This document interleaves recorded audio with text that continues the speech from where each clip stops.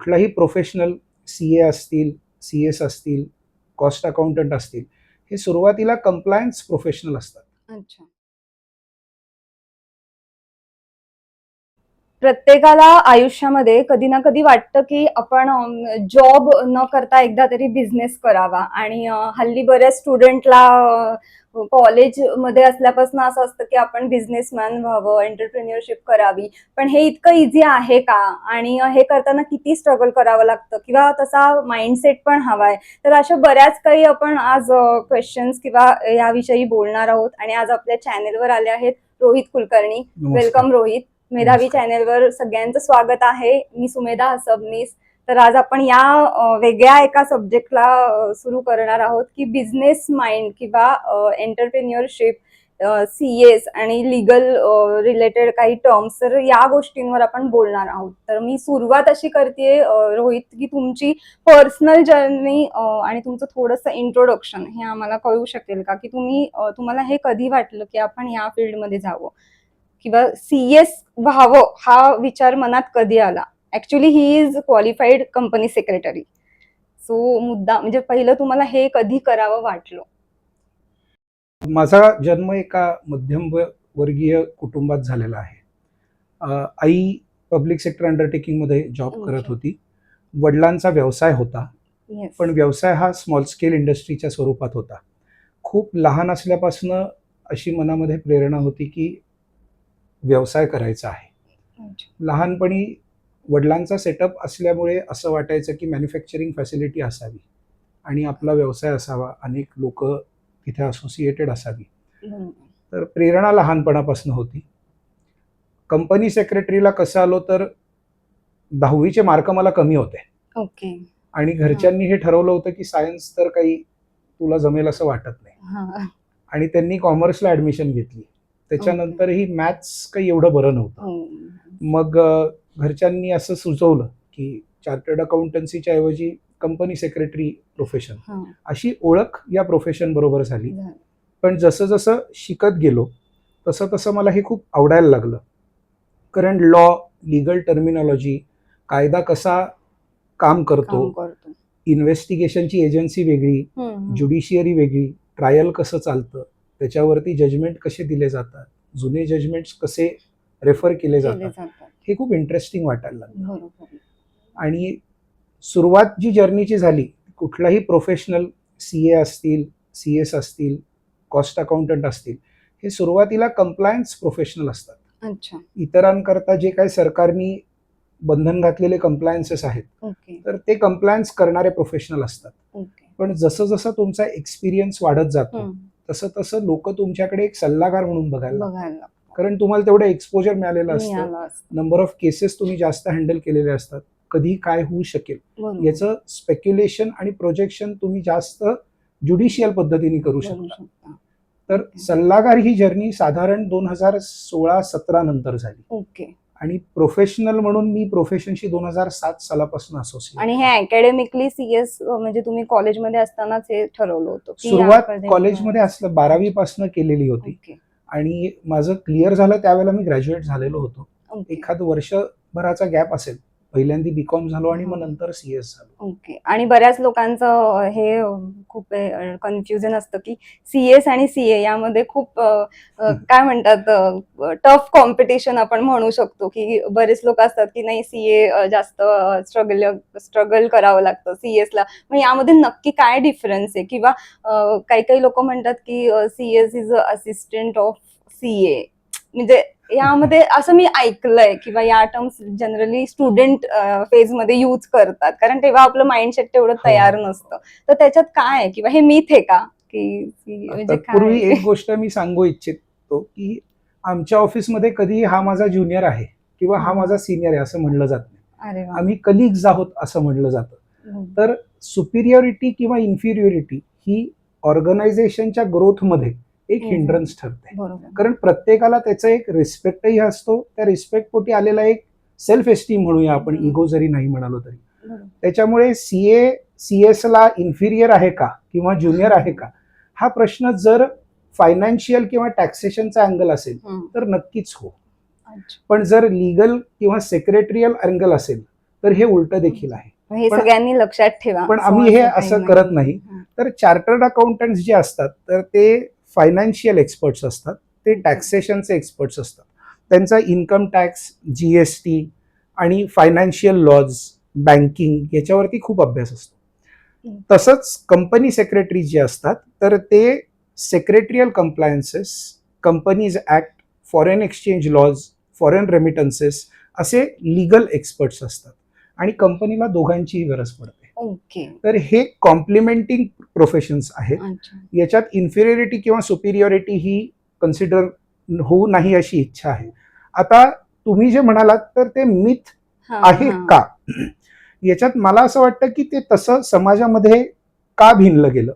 तर chartered accountant प्रोफेशनचा जर आपण करिक्युलम बघितला तर खरं तर चार्टर्ड अकाउंटंटना कंपनी लॉचे पेपर हे जास्त अवघड असतात आणि कंपनी सेक्रेटरींना फायनान्शियल मॅनेजमेंटचे पेपर्स हे जास्त अवघड असतात.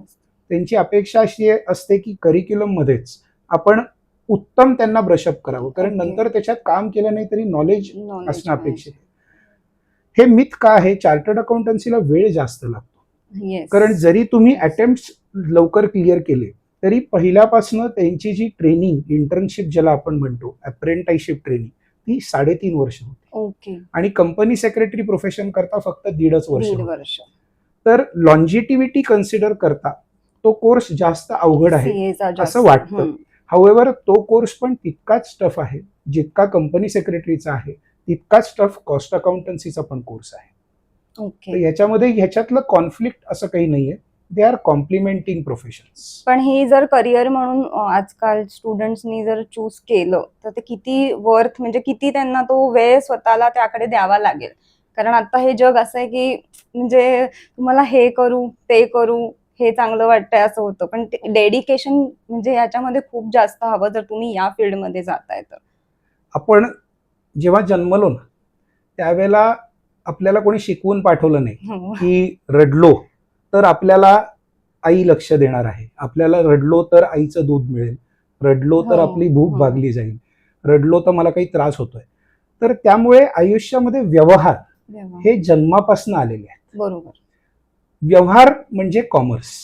ऍक्च्युली तुम्ही जसे ट्रान्झॅक्शन मध्ये जाता तर देवाणघेवाण, आधी बार्टर सिस्टीम होती, मग त्याला एक सुसूत्रता आणण्याकरता कायदे आले. बरोबर. मग कायदे आल्यानंतर मग किंमत ठरली, किमतीला करन्सी ठरली, डॉलरची किंमत, रुपीची करन्सीची किंमत ही वेरी होते, याच्याकरता एक रिझर्व्ह करन्सी जगामध्ये ठरली. त्याच्यामुळे कॉमर्स या प्रोफेशनला अंत जगाच्या सुरुवातीपासून जगाच्या अंतापर्यंत नाही. इंजिनियर्स, डॉक्टर्स, इतर प्रोफेशनल्स यांनाही अंत नाही, पण यांना एव्हर इव्होल्युशन किंवा त्यांना सतत अपग्रेडेड राहायला लागतं. कॉमर्समध्येही तुम्हाला अपग्रेडेड राहायला लागतं, पण व्यवहार डेबिट व्हॉट गोज आउट आणि क्रेडिट व्हॉट कम्स इन, हे जगाच्या पाठीवर तुम्ही कुठे रूल्स आहेत ते काही चेंज होत नाही. त्याच्यामुळे कॉमर्स प्रोफेशन मध्ये तुम्हाला कधीही लिमिट्स नाहीये ग्रोथ करता. तसंच मग स्पेशलायझेशन कडे माणूस जातो.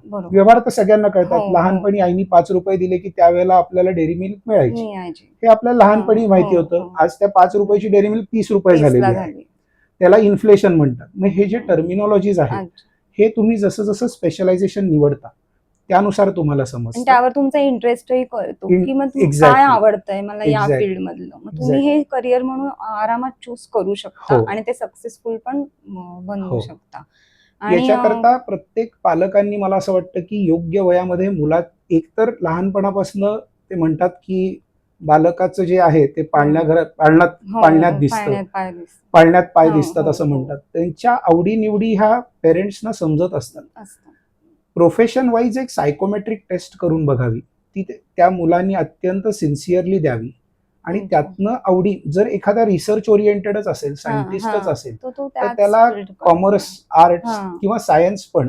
मग सायन्स मध्ये काय आजकाल स्पेशलायझेशनला खूप भर दिला जातो. बरोबर. आणि जेव्हा आपण म्हणजे CS हे करतो त्याच्याबरोबर लॉ पण येतोच, कारण मेन त्याचा सब्जेक्ट तोच आहे. तर सायमल्टेनियसली मुलं मग CS करून लॉ पण हे करू शकतात. त्यांनी करावं. 3 वर्षाचा आहे, रेकमेंडेड आहे. लॉ 5 वर्षाचा किंवा 3 वर्षाचा आहे. लॉ का रेकमेंडेड आहे, तर लॉ जेव्हा तुम्ही शिकता ना, आता काय मी मगाशी जसं म्हणालो की व्यवहार हे पहिल्यापासून होते, तसे कायदे पण पहिल्यापासून होते. बरोबर. कायद्यामध्ये भारताचा कायदा असा आहे की 100 अपराधी सुटले तरी चालतील, पण एका निरपराधाला शिक्षा झाली नाही. आता हे कशावरनं येतं, तर कायदे कसे घडतात, ते कसे लिहिले जातात, त्याची अंमलबजावणी कशी होते, शिक्षा कशी द्यावी.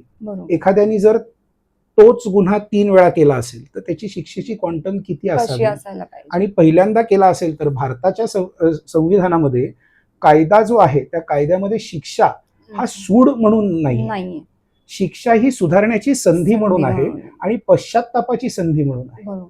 तर लॉ जेव्हा तुम्ही शिकता तेव्हा प्रत्येक लॉचं एक स्ट्रक्चर आणि इम्पॅक्ट आणि एक्सपेक्टेशन हे सेमच आहे. तर एखाद्या कंपनी सेक्रेटरीनी जर लॉचा पण अभ्यास व्यवस्थित केला आणि डिग्री घेतली तर ह्याच्या 2 अँगल आहेत.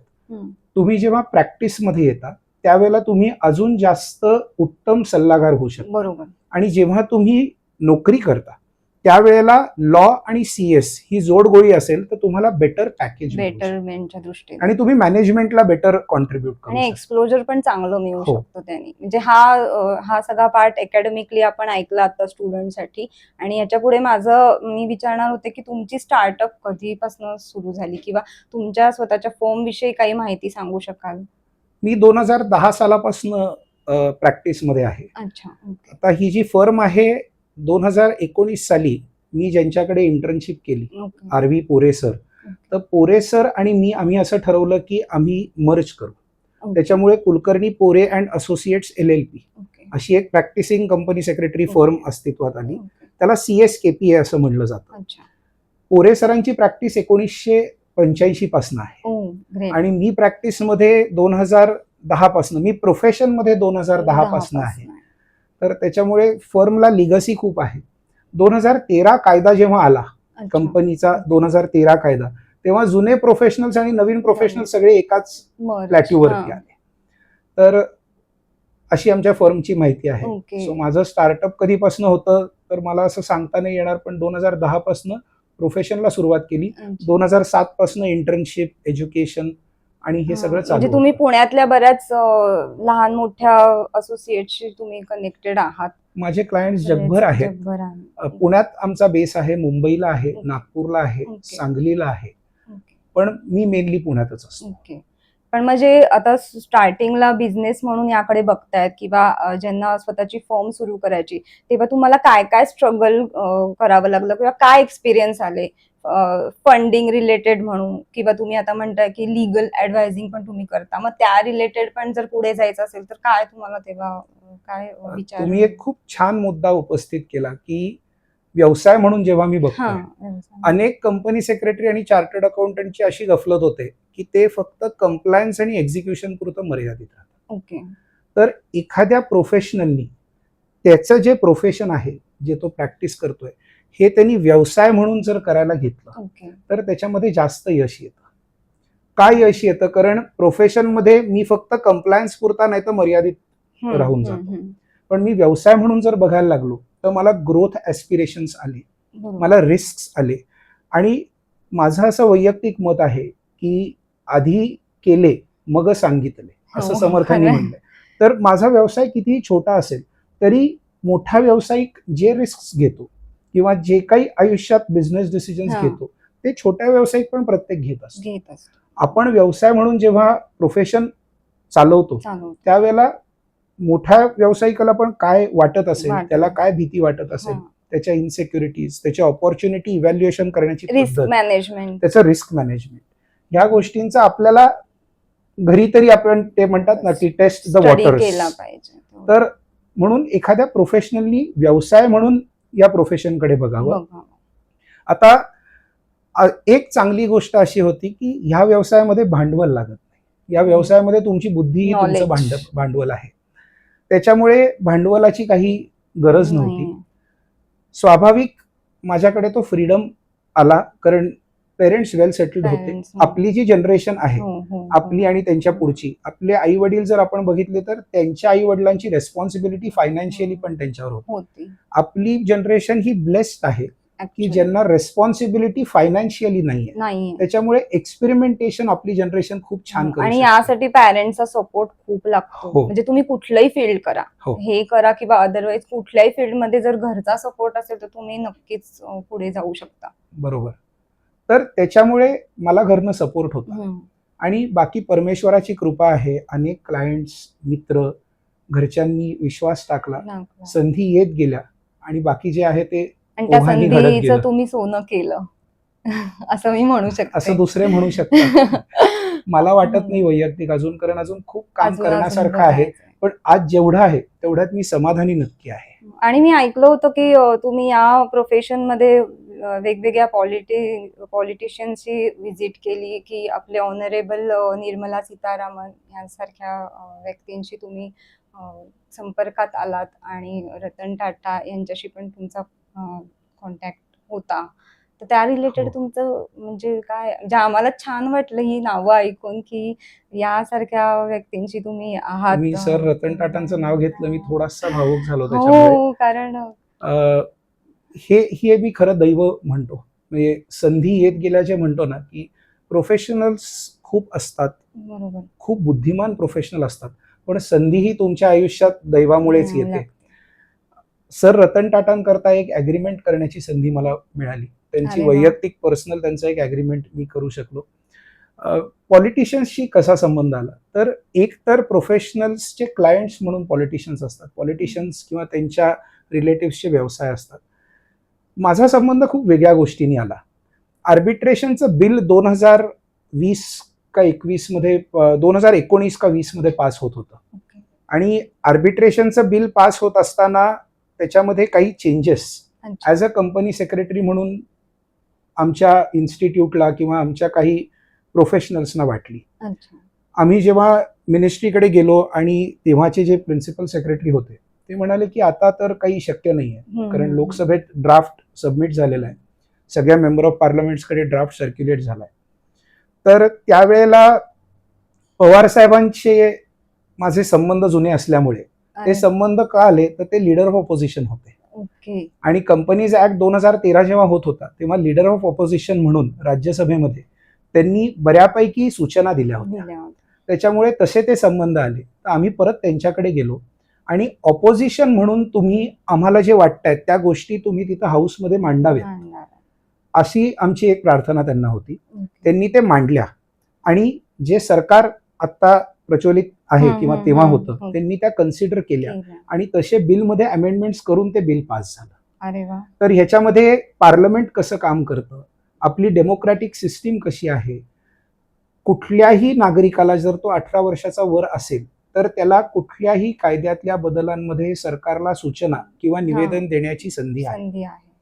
हे आपल्याला माहीतच नसतं. हे तुम्हाला तेव्हा जवळून एक्सपिरियन्स केला. आणि ते कसं होतं, म्हणजे जर असलेलं सरकार काम करत नसेल किंवा आपलं ऐकत नसेल तर ऑपोजिशन किती चांगल्या पद्धतीने त्याला आपल्याला सपोर्ट करू शकतं, कशा पद्धतीने, तर ते हाऊसमध्ये जाऊन तर मी काही बोलू शकत नाही. बरोबर, तिथे फक्त MP बोलू शकतात. मग अशा वेळेला असलेल्या सरकारला जे मेजॉरिटीत आहेत त्यांना जर समोरची सूचना योग्य वाटली तर ते इन्क्लूड करून तसं अमेंडमेंट पास करतात. बरोबर, असा माझा खूप जवळनं संपर्क आला. तत्पश्चात मग अनेक मिनिस्टर्स, अनेक चीफ मिनिस्टर्स हे विचारत गेले आणि त्यांना त्या वेळेला सल्ले देण्याची संधी आणि सौभाग्य मला मिळालं. ओके. पण मग त्यांच्याबरोबरचा कसा वाटला एक्सपिरियन्स, म्हणजे दोन्ही या मोठ्या व्यक्ती आहे तर काय, म्हणजे त्यांच्याबरोबरचा एक्सपिरियन्स मला खूप छान वाटला. ते खूप स्पेसिफिक, अतिशय पॉइंट ओरिएंटेड आणि क्रिस्प इंटरॅक्शन्स ठेवणाऱ्या व्यक्ती आहेत. म्हणजे मी कुठल्याही मोठ्या माणसांना, मग ते इंडस्ट्रियलिस्ट असतील किंवा राजकारणी असतील, कुठल्याही मोठ्या माणसांना मी बघितलं ना तर त्यांच्याकडे असं पाघळ लावणं, लिंगरिंग ठेवणं हे असं होत नाही. अतिशय मुद्देसूद आणि टार्गेट ओरिएंटेड. ते क्लिअर असतात की हे होऊ शकतं, हे होऊ शकत नाही, आणि हे करण्याकरता ते लार्जर गुडचा विचार करतात. एका व्यक्तीची, माझं म्हणणं आहे की हे माझं घर आहे, इकडं तुम्ही फ्लायओव्हर बांधू नका, तर ते हा विचार, हे निवेदन ते कधी स्वीकारणार नाही. कारण ते फ्लायओव्हर बांधल्याने जर का 5,000 कम्प्युटर्सचा फायदा होणार असेल तर त्याच्यामुळे आपण ज्या सूचना करू इच्छितो त्या लार्जर गुड करता, पब्लिक करता असतील असते. तर प्रत्येक नागरिकाला ही सवलत आहे. म्हणजे तो एक्सपिरियन्स तुम्हाला पॉलिटिशियनचा जवळून आला आणि हो. इतक्या वर्ष आपण लांबून बघतो की हो. पॉलिटिक्स आहे, पण असे पण चांगली लोक आहेत आपल्या सगळे पॉलिटिशियन्स politicians मध्ये. चांगले आहेत. आता आपण जे त्यांना बघतो ते एक राजकारणी म्हणून बघतो, हो. आणि माझा संपर्क जो काय आला त्यांच्याशी हं. तो एक निवेदन करणारा किंवा एक सल्लागार म्हणून असा आला. म्हणजे राजकारणी एखाद्या रॅलीमध्ये खूप वेगळे असतात, वेगळे असतात. ते पार्लमेंटमध्ये खूप हां. वेगळे असतात, एक व्यक्ती म्हणून ते खूप वेगळे असतात. बरोबर असा बरोबर. तो संपर्क नाही, आहे. पण हे ऐकायला आवडलं सगळ्यांना, की कारण हे खूपच वेगळं आहे. जनरल लोकांच्या चष्म्यातनं या लोकांकडे बघायचा व्ह्यू वेगळा असतो. पण आज तुम्ही हे शेअर केलं तर खूपच छान अनुभव आहे. आणि आजच्या पॉडकास्टमध्ये खरंच खूप मस्त इन्फॉर्मेशन मिळाली आणि जी बिझनेस रिलेटेड पण खूप उपयुक्त आहे. आणि आजकालचे यूथ किंवा आजकालचे जे स्टुडंट आहेत त्यांना यामध्ये काही करायचं तर त्यांच्यासाठी पण नवीन आयडियाज सरांनी दिल्या आहेत. आणि अजून पण तुम्हाला काही त्यांना मेसेज एखादा कन्व्हे करायचा असेल तर तुम्ही सांगू शकता. मेसेज असा एक कन्व्हे करायला आवडेल की व्यवसायाच्या संधी खूप जास्त आहे. हा सागर अथांग आहे. तर प्रामाणिकपणे एखादा व्यावसायिक जर का इन्स्पायर्ड असेल तर त्यांनी थोडीशी रिस्क उचलावी, योग्य पद्धतीने असेसमेंट करावं आणि नवीन व्यवसाय सुरू करावे. येस, नक्कीच. खूप छान वाटलं आणि तुम्ही मला आज देखील. आलात. तुम्ही बोलवलत हो. आणि तुमच्या चॅनल थ्रू तुम्ही ही Yes. माहिती सर्वांपर्यंत पोहोचवाल त्याच्याकरता मी मनापासून तुमचे धन्यवाद मानतो. हो हो. आणि सगळ्या प्रेक्षकांना पण सांगू इच्छितो की मेधावी चॅनल ह्या पॉडकास्टला तुम्ही लाईक करा, शेअर करा आणि सबस्क्राईब करा. थँक्यू सो नमस्कार. मच रोहित. नमस्कार. Yes, thank you so much.